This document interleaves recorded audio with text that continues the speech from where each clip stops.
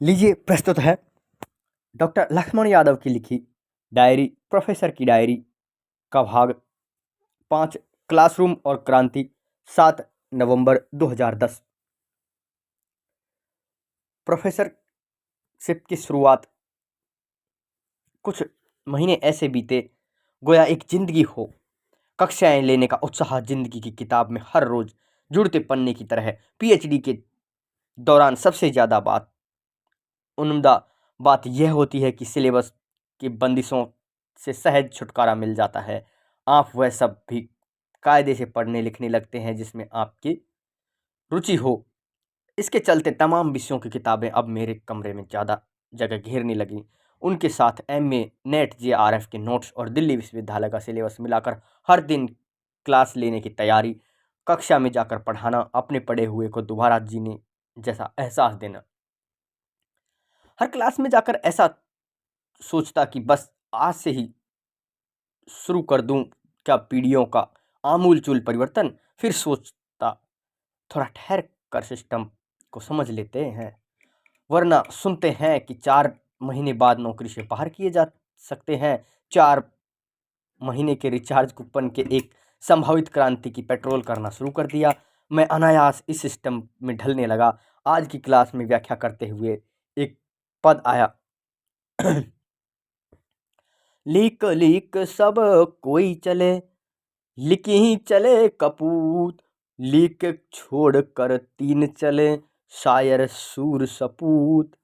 आप सोचिए, देखिए, आप सोच कर देखिए, इस पद को पढ़ते हुए क्या चल रहा होगा मन में।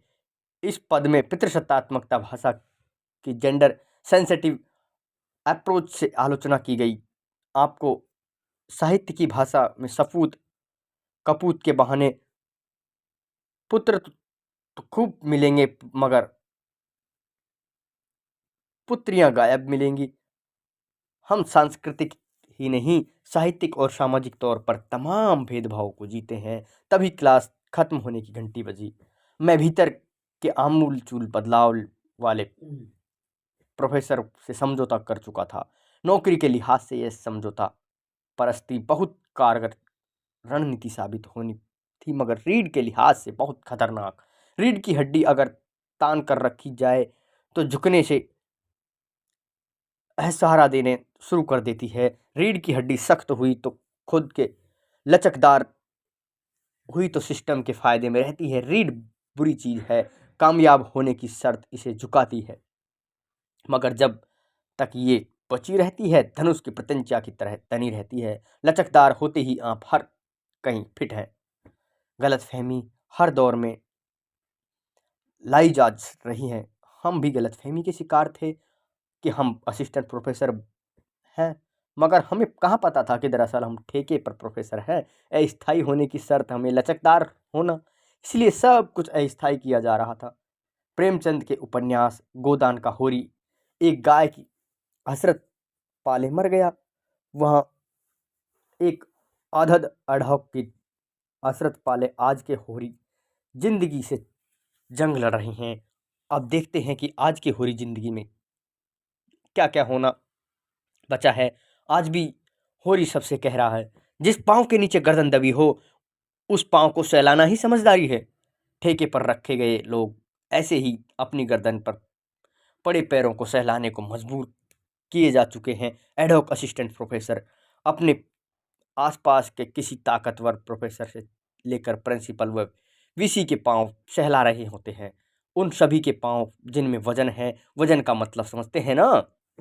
मशहूर कथाकार चेखव की एक कहानी में क्लर्क पात्र इसी बात को सोचते सोचते मर गया कि उसकी छींक कहीं साहब को बुरी तो नहीं लग गई।